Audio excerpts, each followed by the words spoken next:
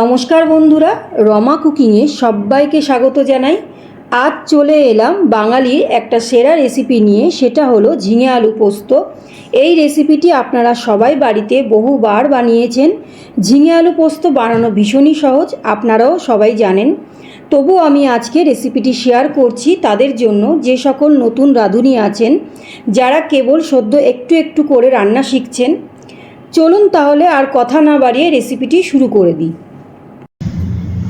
ঝিঙে আলু পোস্ত বানানোর জন্য আমি এখানে ঝিঙেটাকে একটু ছোট ছোট করে কেটে নিয়েছি। আর এখানে 3টে ঝিঙে আছে, আর এখানে 2টো মাঝারি সাইজের আলু এরকম ছোট ছোট করে কেটে নিয়েছি, আর একটা মাঝারি সাইজের পেঁয়াজ আমি কেটে নিয়েছি। ঝিঙে আলু পোস্ত বানানোর জন্য প্রথমে আমি এখানে গ্যাস অন করে একটা কড়াই বসিয়ে দিয়েছি, আর কড়াইয়ের মধ্যে দিয়ে দিচ্ছি কিছুটা সরষের তেল। তেলটা ভালো করে গরম করে নেব। সরষের তেল খুব ভালো করে গরম করে নিয়েছি। এবার এই গরম তেলের মধ্যে দিয়ে দিচ্ছি একটা শুকনো লঙ্কা, কালো জিরে। ফোড়নটাকে একটুখানি নাড়াচাড়া করে নিচ্ছি।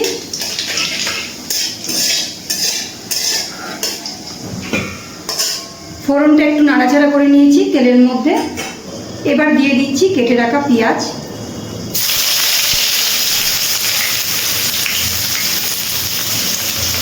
পেঁয়াজটা একটু ভেজে নেব।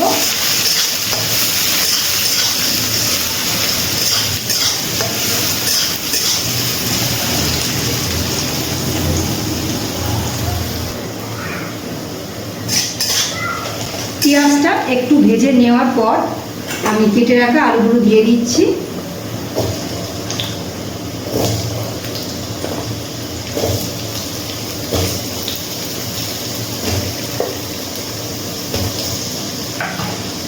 সামান্য অল্প একটু লবণ দিয়ে আমি আলুটা কিন্তু খুব ভালো করে ভেজে নেব।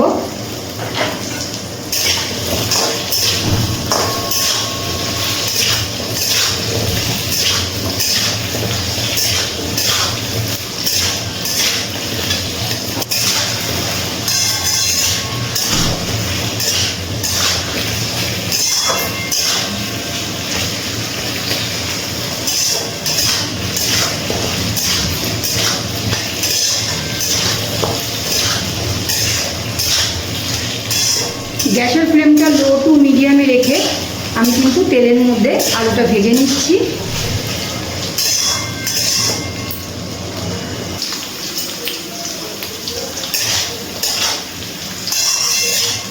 গ্যাসের ফ্লেমটা লো টু মিডিয়ামে রেখে আমি কিন্তু আলুগুলো খুব ভালো করে ভেজে নিয়েছি। আলুগুলো কিন্তু প্রায় সিদ্ধ হয়ে গেছে।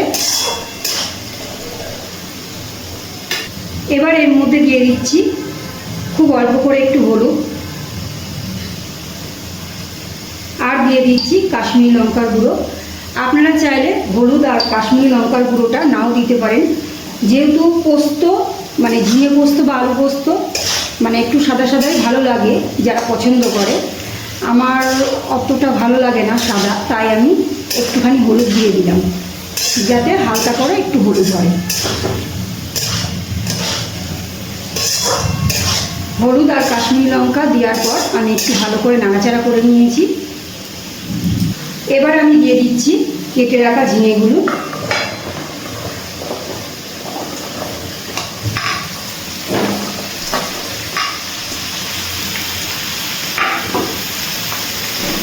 এবারে খুব ভালো করে নাড়াচাড়া করে নিচ্ছি।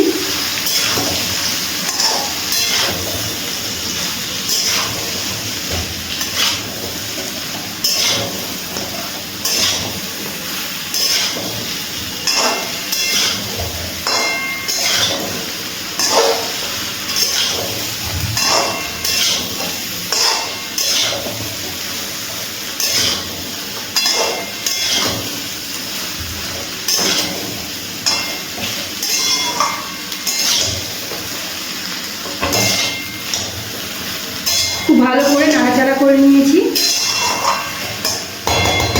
এবারে গ্যাসের ফ্লেমটা লো টু মিডিয়ামে রেখে আমি একটু ঢেকে দিচ্ছি।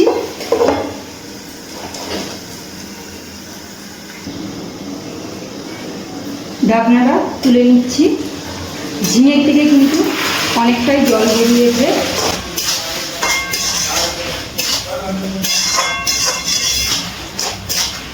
একটু নাড়াচাড়া করে নিলাম।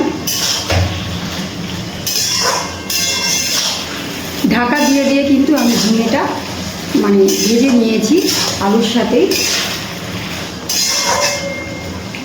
এবারে আমি এর মধ্যে দিয়ে দিচ্ছি পোস্ত বাটা আর 2টো কাঁচা লঙ্কা আমি একসাথে বেটে নিয়েছি, সেটাই দিয়ে দিলাম।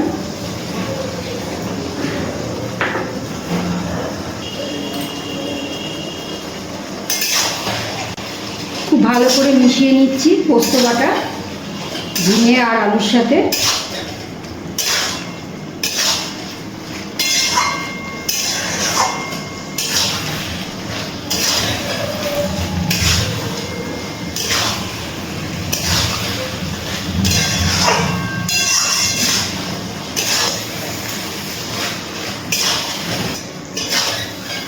কিছুক্ষণ একটুখানি নাড়াচাড়া করে নিয়েছি পোস্ত দেওয়ার পর।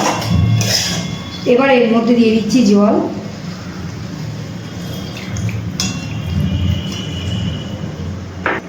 খুব বেশি জল কিন্তু আমি দিলাম না, ছোটো বাটির 1 বাটি আমি জল দিয়েছি। আর এর মধ্যে দিয়ে দিচ্ছি 2টো কাঁচা লঙ্কা চেরা। এবার একটু নাড়াচাড়া করে নিচ্ছি।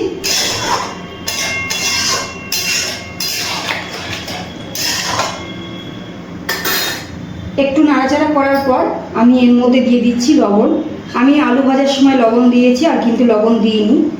এখন আমি লবণটা দিয়ে দিচ্ছি। এবার একটু নাড়াচাড়া করে নিচ্ছি।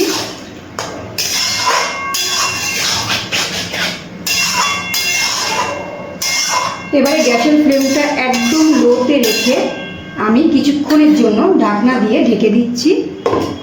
5 থেকে 6 মিনিট পর আমি ঢাকনাটা তুলে নিচ্ছি।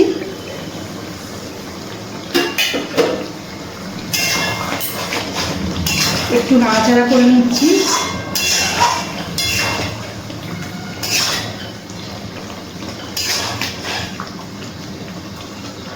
আলু কিন্তু খুব ভালোভাবে সিদ্ধ হয়ে গেছে, আর ঝিঙে তো সিদ্ধ হয়েই গেছে। ঝিঙে তো নরম জিনিস, ঝিঙে খুব তাড়াতাড়ি সিদ্ধ হয়ে যায় আর খুব তাড়াতাড়ি রান্না হয়ে যায় ঝিঙেটা। এবার একটু নাড়াচাড়া করে নিলাম। আপনারা যদি ঝিঙে আলু পোস্তটা নিরামিষ করে বানাতে চান তবে সেই ক্ষেত্রে পেঁয়াজটা দেবেন না, তাহলেই এটা সম্পূর্ণ নিরামিষভাবেই ঝিঙে আলু পোস্তটা বানিয়ে নেবে। আমাদের কিন্তু একদম তৈরি ঝিঙে আলু পোস্ত। এবার গ্যাসটা অফ করে দিচ্ছি।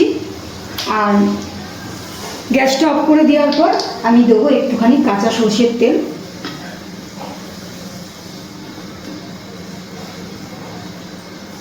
যে কোনো পোস্তর মধ্যে যদি একটু কাঁচা সরষের তেল দেওয়া যায় শেষে, রান্নাটা শেষে, তাহলে কিন্তু পোস্তর টেস্ট আরও বেড়ে যায়। আলু পোস্ত বলেন, সেটা ঝিঙে পোস্ত বলেন, আর যে কোনো পোস্তই হোক না কেন, রান্নাটার টেস্টটা আরও অনেক গুণ কিন্তু বেড়ে যায়। এবার আমি একটা পাত্রে নামিয়ে পরিবেশন করে নেব। আমাদের একদম তৈরি বাঙালিদের খুব প্রিয় ঝিঙে আলু পোস্ত রেসিপি। এই গরমের দুপুরে ভাতের সাথে যদি থাকে টক ডাল আর ঝিঙে আলু পোস্ত, দুপুরের খাওয়াটা কিন্তু পুরো জমে যাবে। আমার আজকের রেসিপিটি কেমন লাগলো কমেন্ট করে জানাবেন। ভিডিওটি ভালো লাগলে একটা লাইক ও শেয়ার করবেন। আর আমার চ্যানেলে যদি নতুন বন্ধু হয়ে থাকেন চ্যানেলটি সাবস্ক্রাইব করে আমার পাশে থাকবেন। আজ এই পর্যন্ত, আবারও হাজির হয়ে যাব অন্য কোনো রেসিপির সাথে। সবাই ভালো থাকবেন, সুস্থ থাকবেন। ধন্যবাদ।